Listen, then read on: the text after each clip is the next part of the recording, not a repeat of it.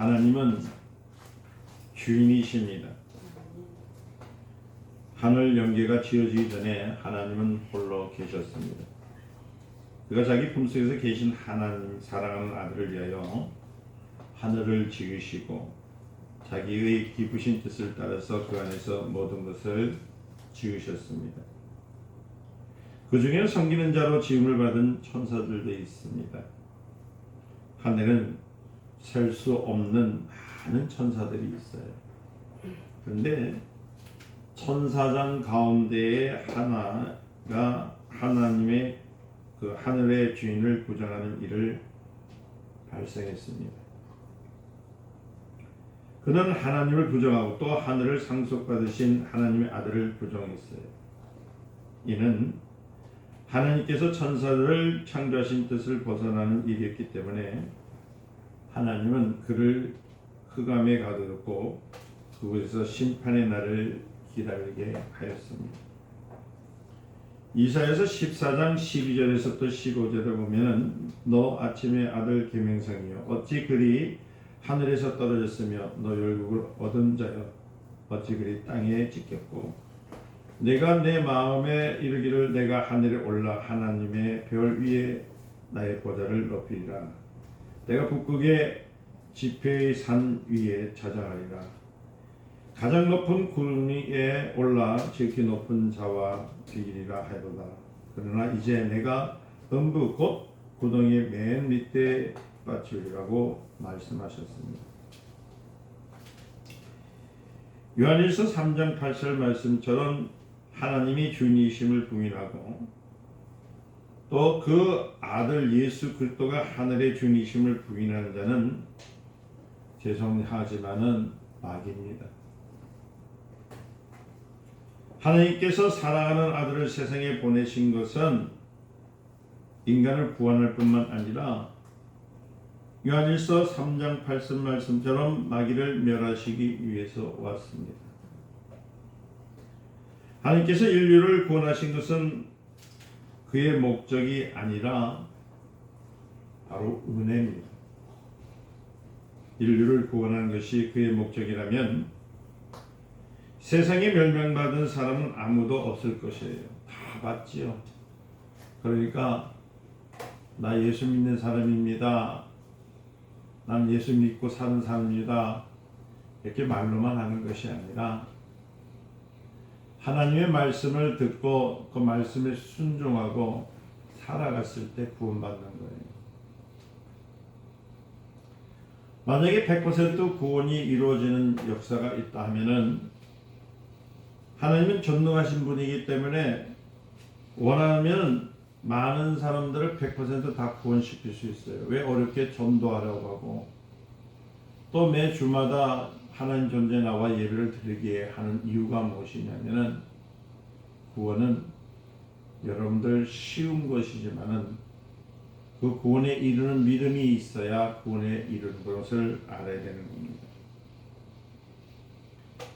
하나님은 마귀에게 속한 자들에게 구원의 대상으로 삼지 않습니다. 하나님은 정확하게 구분을 하시는 분입니다. 밤이 있으면 낯이 있는 것처럼 악이 있으면 선이 있는 것처럼 구원이 있으면 심판이 있는 것처럼 여러분들 이 세상을 살아면서 세상 지혜와 지식을 통해서 여러분들의 생각이 잘못된 것으로 빠져 있었다면 그 생각을 바꾸시길 위해서는 축원드립니다.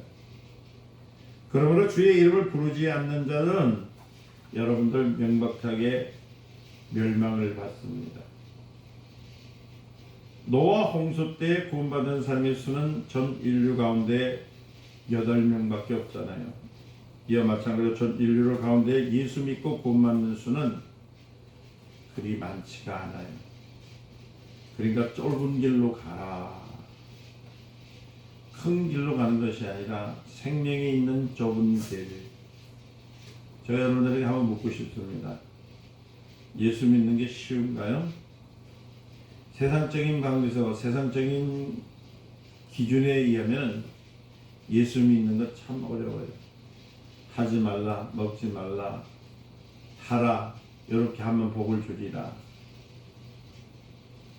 그러나 마귀와 그 사자들 그리고 마귀에 속한 불신자는 100%로 멸망시킨다고 했습니다.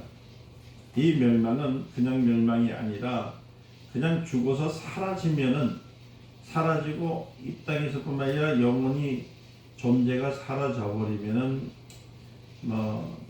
어떻게 보면은 끝이다 생각하고 용감하게 죽을 수는 있겠죠. 근데 그것이 아니에요. 불신앙은 마귀를 쫓아서 가기 때문에 지옥에 갑니다. 그 지옥은 지금 여러분들이 받고 있는 고난, 여러분들이 생각하는 그 고통보다도 어마어마하게 상상할 수 못할 만큼의 고통이 있어요. 왜냐하면 마귀의 이를 멸하는 것이 하나님의 아들이 나타나신 목적입니다. 멸한다는 것은 뜨거운 불 속에서 영원토록 저주받고 고통받고 거기선 생명을 구하나 구할 수 없을 뿐더러 거기에는 매일 슬픔과 탄식과 저주함과 고통 속에 그 울부짖음이 늘 있는 것이에요. 하나님이 인류에게 너희는 마귀와 같은 죄를 범하지 말라. 마귀가 범했던 건 뭐예요? 하나님의 이름을 망명되이 일컫고 하나님이 하시는 일들을 하지 않은 겁니다.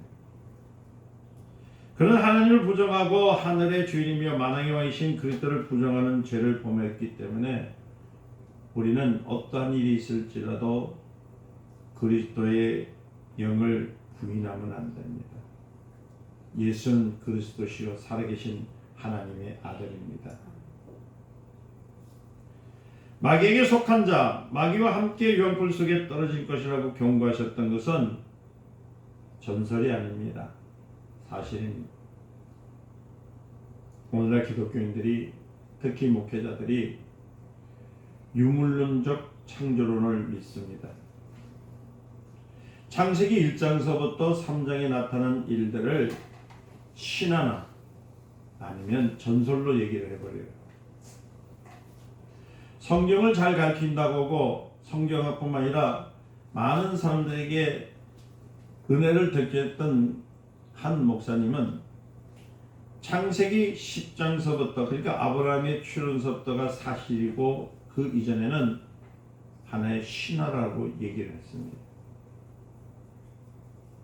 오늘날 우리가 신앙생활을 할 때에 왜 자꾸만 좌우로 흔들리며 하나님의 이름을 제대로 부르지 못한 이유가 무엇이냐면은 하나님의 역사시고 하나님께서 행하셨던 일들을 믿지 않기 때문에 그래요. 하나님께서 태초에 천지를 창조하시니라. 하나님이 창조하셨습니다. 그 사실을 믿어야 돼요. 아니, 사실입니다. 근거가 있습니다. 증거가 있습니다. 요새 찰스 다윈의 진화론에서 너무나 빠져있기 때문에 사람들은 그 진화론이 참 진리인 줄 알고 있어요. 그건 이론입니다. 찰스 다윈은 말하기를 이렇게 얘기했습니다. 모든 것들은 화석이 있고 증거를 나타내는 것이 있지만은 인류에 대해서는 화석이 없기 때문에 내가 말한 것은 참이 아니요 이론일 뿐이라고 했어요. 근데 그 진화론을 믿습니다. 목회자 중에서도 진화론을 믿어요. 지금 살아가는 것들이 변형이 되었다고 그래요. 하나님이 부족하셔서 원숭이가 사람이 되게 하셨습니까? 나무들이 그리고 새들이 짐승들이 무엇이 돼서 변해서 그렇게 되었다고 생각하십니까? 하나님은 다 만드셨어요. 여러분들 아는 것이 계시듯이 그럼 공룡도 만드셨습니까? 만드셨습니다. 그는 역사적인 증거가 남아있어요. 오늘 여러분들 배웠던 것처럼 구석기 시대, 청동기 시대 뭐 이런 유물론적인 얘기를 많이 하는데 신석기 시대까지 얘기를 하는데 다 거짓입니다. 노아 방주 때에 이미 철이 있었습니다. 그 전에도 아담과 하와의 자손의 중에 철을 만드는 자가 있었습니다. 그러니까 청동기 시대가 언제고 무슨 뭐 신석기 시대, 구석기 시대를 얘기하는데 그거는 인간이 어느 학자가 1807년도에 말하기를 이렇게 구분해서 인간의 연대를 알아보자 하는 것을 진리로 만들고 그것이 참인 것으로 만들어가는 세상이 되어버렸어요. 학문은 변합니다.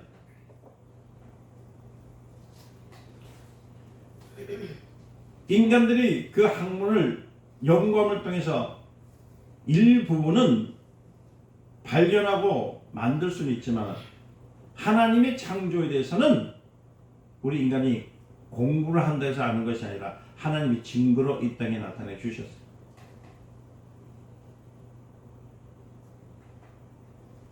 지금 현대에 신앙인들이 자꾸만 방향을 틀고 나가는 것은 뭐냐면 성경을 믿지 않아요. 하나님이 하신다 하면은 하십니다. 하나님에 순종하지 않으면 분복을 받습니다. 순종할 때에 하나님 그들에게 복을 주시는 거예요. 하나님의 아버지심을 시인하고 예수 그리스도께서 만왕의 왕이시며 하늘의 주인이시며 시인하는 자는 하나님께서 약속하셨어요. 그 시인하는 자, 그 영으로 입으로 시인하는 자, 고백하는 자는 하나님 나라로 옮겨 주신다고 했습니다. 우리가 구원받은 것은 하나님의 의로 말미암은 것이지 우리에게 의가 있어서가 아니라는 얘기예요. 로마서 3장 10절 말기에 성경은 의인 없나니 하나도 없습니다. 다 죄에 속해 있어요.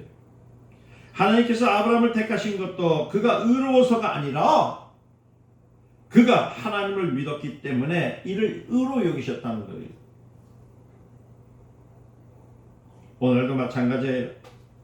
하나님은 하나님을 믿고 순종하는 자들을 의롭다고 여기시는 겁니다. 우리가 의롭다고 인정받는 것은 우리 자신에게 의가 있어서가 아니에요. 아브라함처럼 믿음을 가졌기 때문에 의인이라고 얘기하는 겁니다. 아브라함 믿음이 뭘까요? 하나님의 말씀에 순종한 거예요.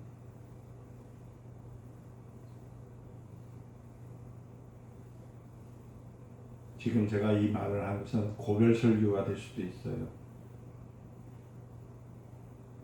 저의 날도 얼마가 있지 않다고 생각합니다.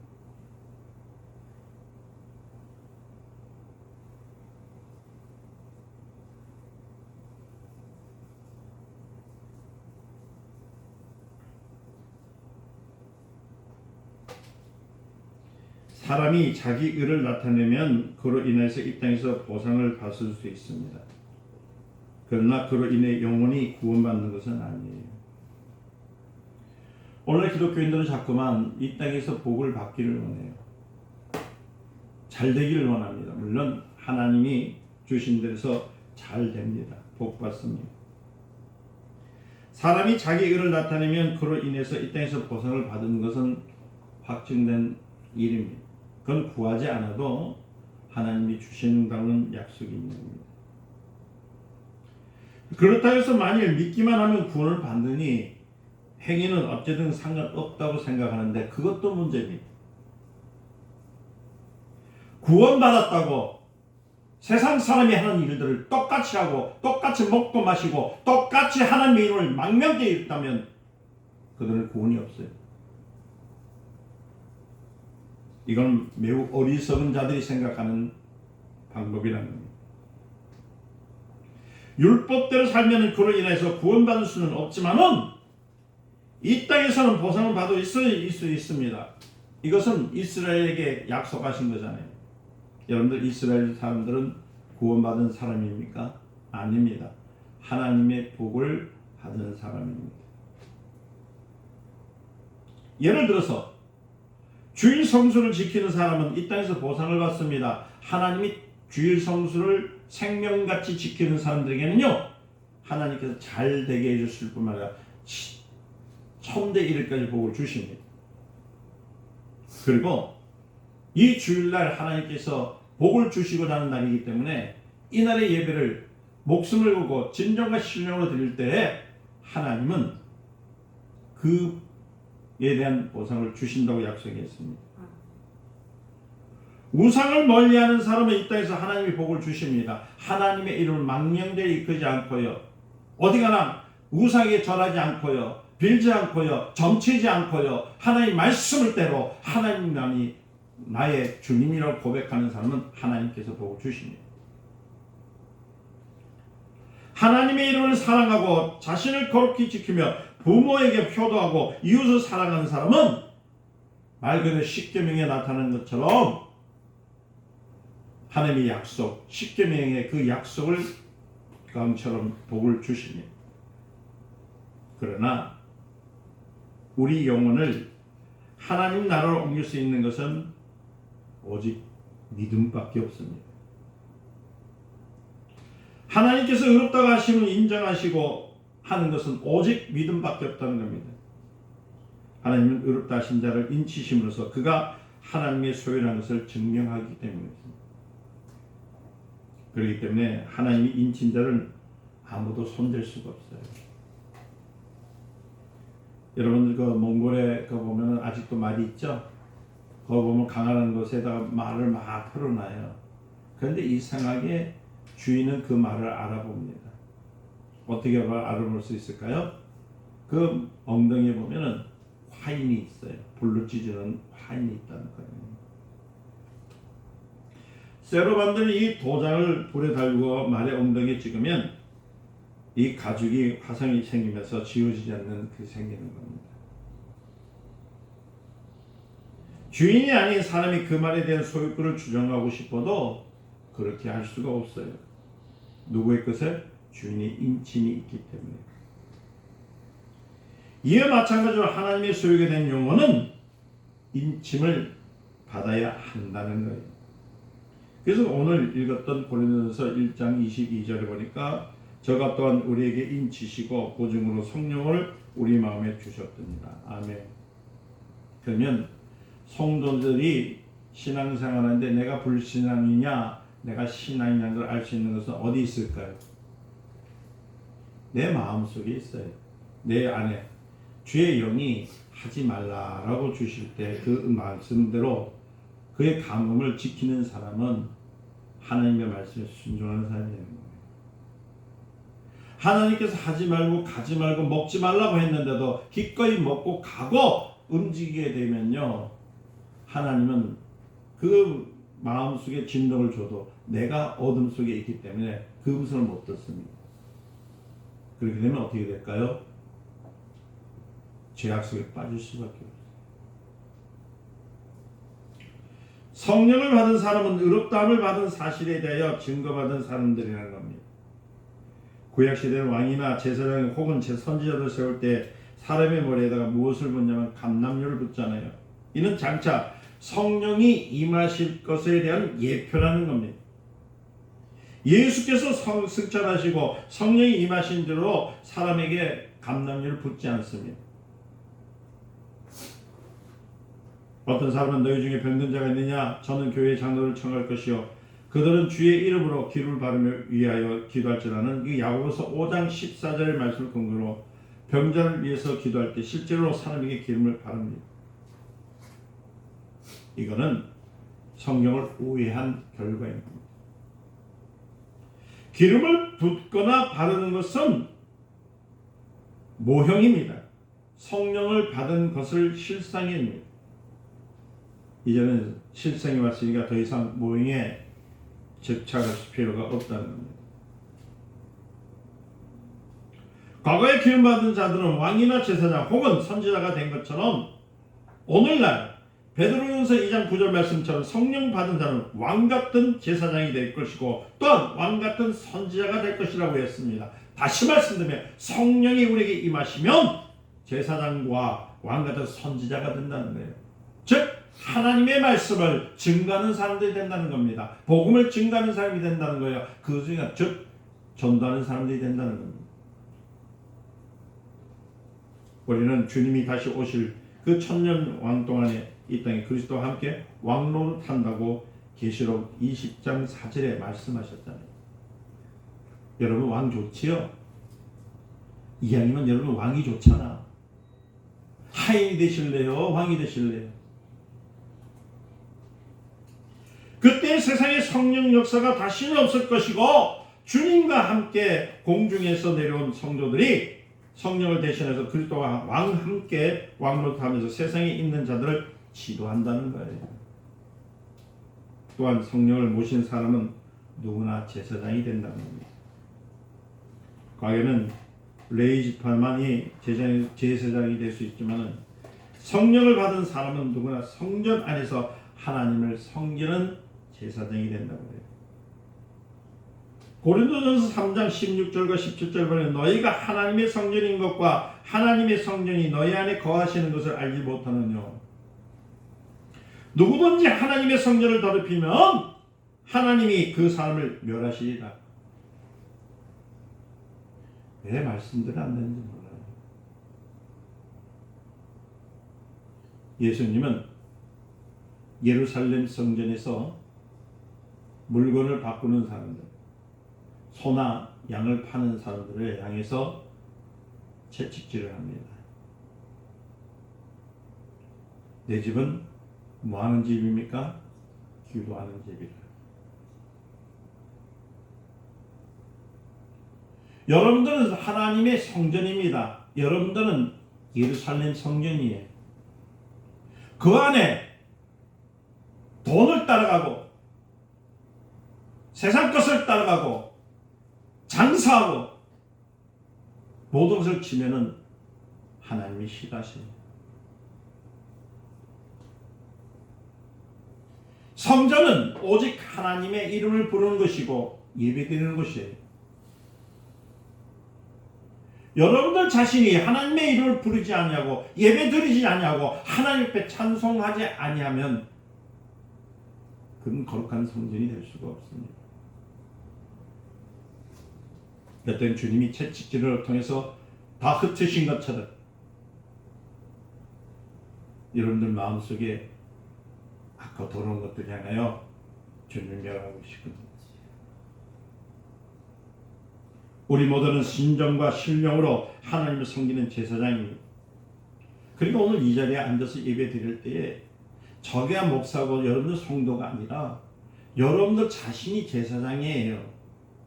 하나님 말씀을 받아서 그 말씀대로 살려고 하고 그 말씀대로 내가 움직이려고 하는 그런 믿음을 가진 제사장들이라는 겁니다.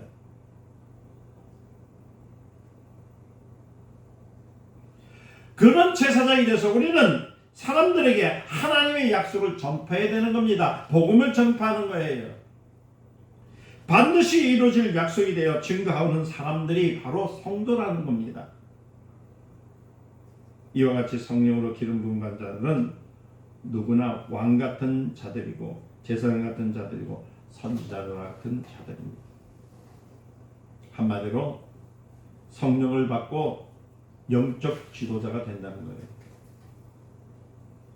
성령을 받는다는 것은요, 여러분 감정적인 변화나 감정적인 감화로 되는 것이 아니라 분명히 사실적으로 체험하게 되는 겁니다. 여러분들 사람들이 극장에 가서 연극을 본 뒤에 뭐라고 합니까? 야, 정말 감동적이다. 정말 재밌었다고 말하잖아요.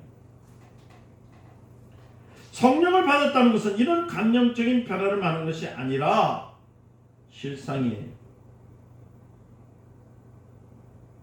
성령은 실제로 우리 안에 계십니다. 복을 받았다는 말도 이와 마찬가지로 자신이 성령을 받았다는 사실을 아는 사람은 자신이 복 받았다는 사실도 분명히 안다는 거예요. 사람들은 복 받았단 말을 일종의 덕담으로 생각하고 있습니다. 덕담이 아니에요. 그래서 누가 돈을 많이 벌면은 야, 하나님이 복을 주셨네요 이렇게 말합니다. 그러다가 그 사람이 사업을 하다 실패를 하면 뭐냐면 이렇게 합니다. 야, 복이 떠났구나, 하나님께서 복을 걷어갔구나, 이런 쓸데없는 말을 많이 합니다. 사람들이 이처럼 하나님의 복을 줬다 뺐다 한 분으로서 생각합니다. 하나님의 약속을 믿지 않기 때문에 그런 생각을 합니다. 하나님은 전능하신 분이요, 그에게는 불가능이 없습니다. 히브리서 보니까 6장 18절 보니까 첫째, 하나님은 거짓말을 하시는 분이 아니라는 겁니다. 거짓말은 여러분들이 하는 거예요. 사단이 준 것을 여러분들이 입술로 내는 거예요. 하나님은 살아계신데도 여러분 스스로가 안 계신다고 하기 때문에 하나님 왜 나에게 복을 안 줍니까? 왜 나에만 그렇게 한답니까? 왜 나에게 어려움을 줍니까? 이렇게 말하는 겁니다. 그러나 하나님은 절대로 거짓말을 하지 않는 분입니다. 하나님께서 누구에게나 내가 내 죄를 기억하지 않겠다고 약속하셨으면 그는 영원토록 그의 죄를 기억하지 않는다는 거예요.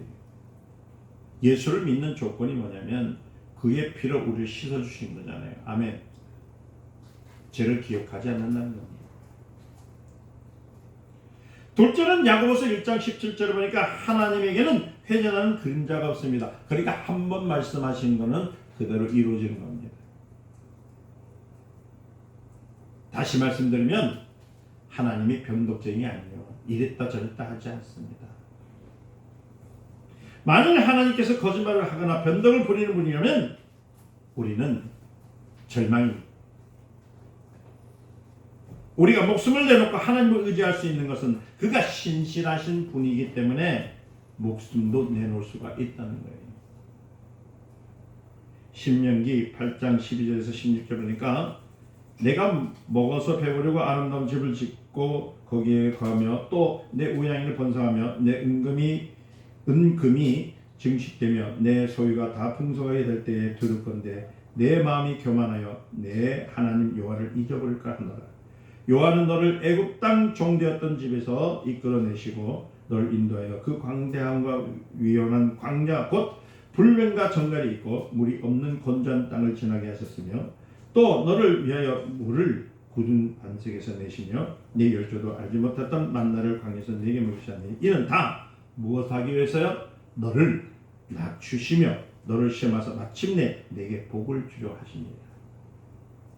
지금 여러분들 환경 속에서 가는 길에서 막혀 있다든지 어려움이 있을 때 하나님의 이름을 망명되어 이끄지 말라는 얘기예요. 이렇게 광야 신명기 8장 12절에서 16절인 것처럼 하나님은 우리를 돕는 분이라는 거예요. 내가 지쳐서 힘들어서 눈물을 흘릴 때도 주님 우리 하나님은 우리를 붙들어 주시는 거예요. 내가 빛에 치어들어 있고 내가 죽음의 길에 서 있고 아파 있을 거 환자처럼 있을지라도 하나님은 우리와 함께 계신 분이고 우리로 하여금 복을 주시기 위해서 기다리신 분입니다. 약속하셨잖아요.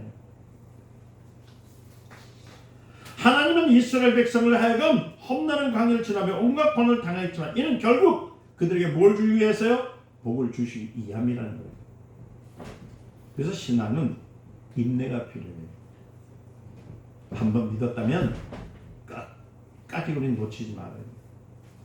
환난과 기근과 핍박이 올지라도 예수 이름을 놓치지 말아야 됩니다. 예수님의 이름을 망명되어 일컬어서는 안 된다는 겁니다. 자신이 고난 중에 있어서 있다 해서 하나님이 주신 복을 의심하는 그 어리석음을 겪지 말아야 되는 거예요. 누가복음 10장 17절에 보니까 사람들이 얼마나 감사합니까?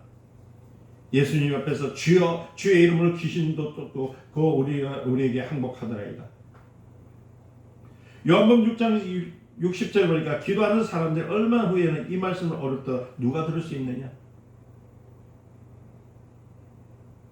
요한복음 6장 67절 보니까 사람들이 변덕을 부릴지라도 아쉬운 것은 예수님이 아니라는 것을 가르칩니다. 만약 그렇지 않다면 예수님께 열조자에게 너희도 가려느냐? 그때 진정해라. 떠나지 말라. 내가 너무 어려운 말로 해서 너희들이 당황했구나. 미안하다. 이렇게 말씀하실 겁니다. 그러나 그렇게 하지 않습니다. 저희 교회에 오시는 분들의 특성은 잘 돼서 오신 분들이 없어요. 사기당하고 거짓된 거 먹어서 마음이 아프고 다 힘들어서 오신 분. 그런데 참 사단으로부터 가스라이팅 당해가지고 그 사단이 만들어 놓은 함정 속에 들어가지 않으면 죽을 것 같으니까 좀 편해지면 또 그 길로 가는 분들이 얼마나 많은지 몰라요.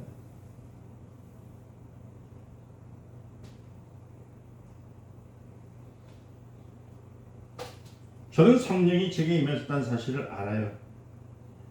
그러니까 제게 주신 복, 그 복은 하나님의 복이 있기 때문에 제가 복을 구할 때 물질을 구하지 않습니다. 물질의 복을 중요시 안 합니다. 하나님이 나와 함께 하신 복을 중요시합니다.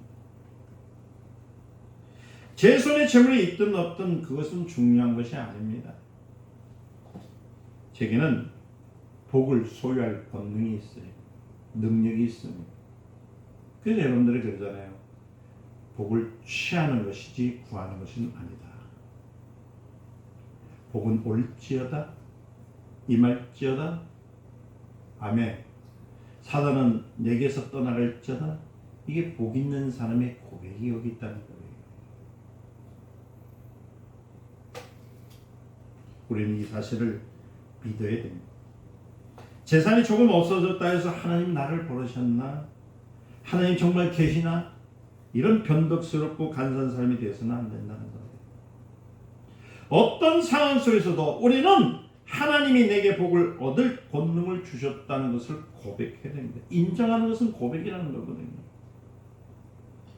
그래서 신명기 8장 17절 18절이니까 또 둘 건데 내 마음에 이르기를 내 능과 내 손의 힘을 내가 이 재물을 얻었다 할까 하노라. 내 하나님 여호와를 기억하라. 그가 내게 뭘 주는? 재물을 얻는 능을 주셨느니라. 그래서 여러분들 좀 생각 좀 하세요. 재물을 얻는 능을 누가 주신다고? 하나님이 주시는 거예요. 하나님의 이름을 붙들고 하나님이 나와 함께 하시고 하나님이 내게 복을 주셨다는 고백할 때에 하나님은 재물을 얻는 능을 주시는 것이지, 집 주세요, 땅 주세요, 어디 가겠어요, 이거 하라는 것 안 했어요. 하나님은 우리에게 땅에 있는 소유, 재물을 소유할 수 있는 권세도 주셨어요. 그 소유를 못하는 이유는 여러분들의 입술로 고백하지 않기 때문에, 취하지 않기 때문에, 복을 취하듯이 구하라고 하지 않았습니다. 우리는 성령이 우리 안에 계심을 인정하듯이 이 사실도 인정할 줄 알아야 돼요. 그런데 사람들은 예배당에 와서 이 사실을 인정하지만 예배당 밖으로 나가면요, 금세 고독하고 우울증에 걸려가지고 저 사람은 잘 사는데, 저 사람은 말이야 부자인데, 저 사람은 참 잘생겼는데, 그냥 자기 혼자 소설을 쓰기 시작했구나. 그런 사람은 하나님을 믿는 사람이 아니에요. 자기 혼자서 작사 작곡을 하는 사람.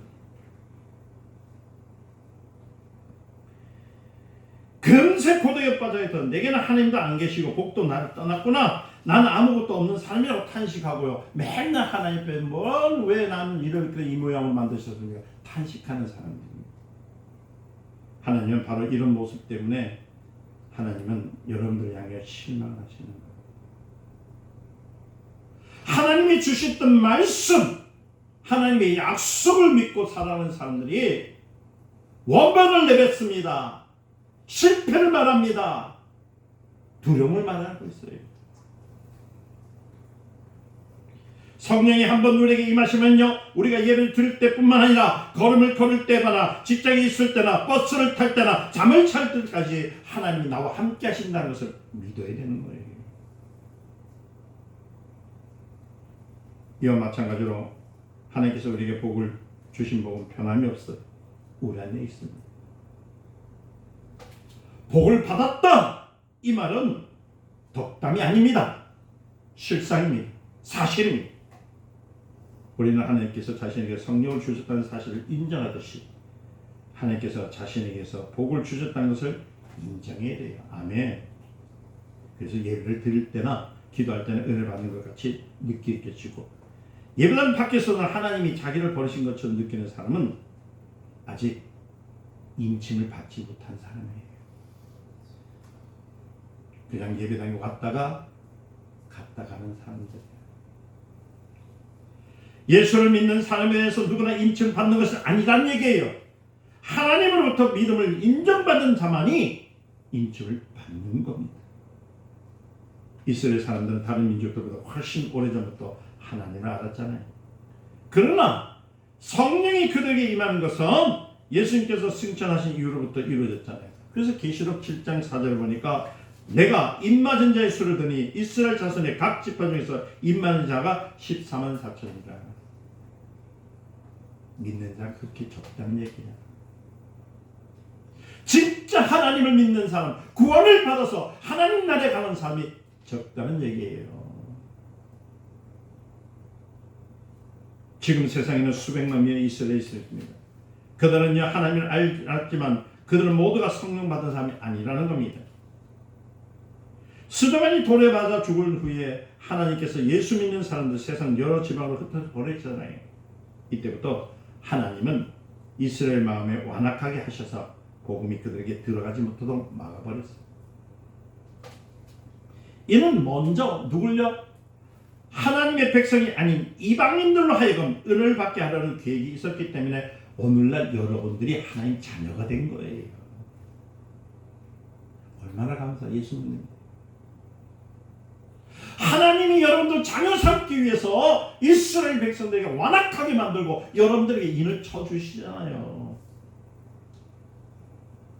계시록 7장 9절에 이 일로 흘러내어 보니 각 나라의 족속과 백성의 방언에서 아무라도 능히 쓸 수 없는 큰 무리가 흰 옷을 입고 손에 종려가지를 들고 보좌 앞에 어린이 앞에 섰다. 그러나 이스라엘 사람들은 그 인침을 받은 자의 수는 정확하게 몇 명이라고요? 14만 4천 명. 여러분 14만 4천 명이 무슨 근주 아십니까? 진짜예요. 아직까지 이스라엘 민족이 14만 4천 명이 안 됐기 때문에 지금도 복음을 증가할 수 있는 거예요. 그래서 하나님이요 그 14만 4천 중에서 아마 14만 3,980명만 믿고 10명이 안 믿도록 아직 만들고 계시는 거예요. 지금. 만약 그들이 다 믿어볼 여러분은 더 이상 하나님을 믿을 수 있는 시간이 없어요. 예수를 믿을 수 있는 시간이 없어요. 지금 주셨잖아요. 만약에 하나님이 오늘이라도 그 8명을요 예를 들어서 아니 한 명이나 셉시다. 죽으라고 안 믿어. 그 죽을 때까지 안 믿는 거 8명 합시다. 아주 몇십 년 기다리는 어린 나이까지 기다리는.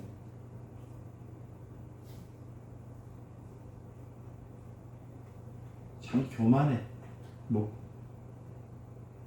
성도들이 교만하면 안 되는데 교만해. 구원받았다는 말 그 한마디로 내가 구원에 이르는 믿음이 이르지 않아놓고 구원받았다는 데 속아가지고 속은 건 아니지. 구원받았지. 그러나 내가 그 구원받는 믿음에 이르지 못했는데 어떻게 천국을 향해 갈 수 있는 믿음이 생기냐는 거야.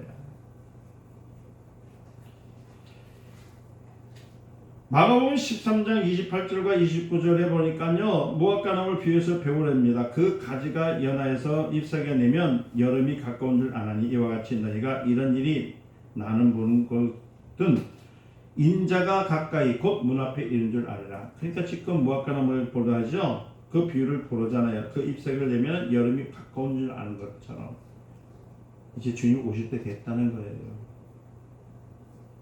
주님 오시는 사단입니다. 지금 주님 천천히 오시는 것이 저와 여러분들에게 감사할 수밖에 없는 일이에요. 이 말씀대로 예수께서 다시 올 때 가까워지면 이스라엘 사람들이 복을 받아들이기 시작한다는 거예요.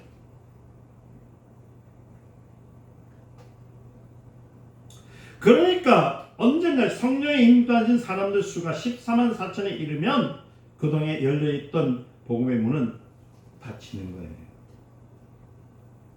이때는 예수를 믿으라는 소리도 들을 수 있는 사람이 없어요. 아무리 많은 사람들이 고통에 있을지라도 주님의 문이 닫힌 후에는 구원이 없습니다.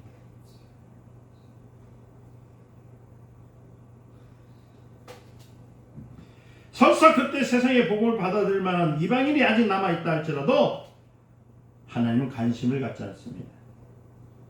율법은 밭에서 밀이나 보리를 수확할 때 땅에 떨어진 이삭을 줍지 못하게 했잖아요. 이는 가난한 사람들이 밭에 떨어진 이삭을 주어서 그리고 생계를 유지하는 것입니다. 이와 마찬가지로 세상의 구원을 받아야 할 사람들이 아직 남아있을지라도 이스라엘 가운데 입맞은 자가 수가 14만 4천 명이 되는 동시에 구원의 문은 닫힙니다. 우리는 자신이 입맞은 자라는 사실을 인정해야 됩니다. 아멘. 아직까지도 구원받았는데 입맞지 않았다면 14만 4천이 이럴 때 여러분들 뭐가 되죠? 여태까지 신앙생활 한다고 예수 그리스도 이름을 부르고 나왔지만 물질도 들이고 헌신을 하고 그 많은 시간 가운데 예수 이름을 불렀지만 입맞지 아니었다면 구원이 없는데 지금이 기회입니다. 주 예수여 나를 불쌍히 여겨주시옵소서. 아멘. 성령으로 나를 인쳐 주시옵소서. 성령의 나에게는 임하여 주시옵소서. 다스려 주시옵소서. 권세 있는 예수 그리스도의 능력이 나에게 임하여 주시옵소서. 고백을 하세요. 그리고 지금부터는 내 마음대로 내 뜻대로 내 생각대로 사는 것이 아니라 성령이 동으로 가면 가고 또 좌로 가면 가고 서로 가면 가겠사오니 주님이여 나를 다스려 주시옵소서.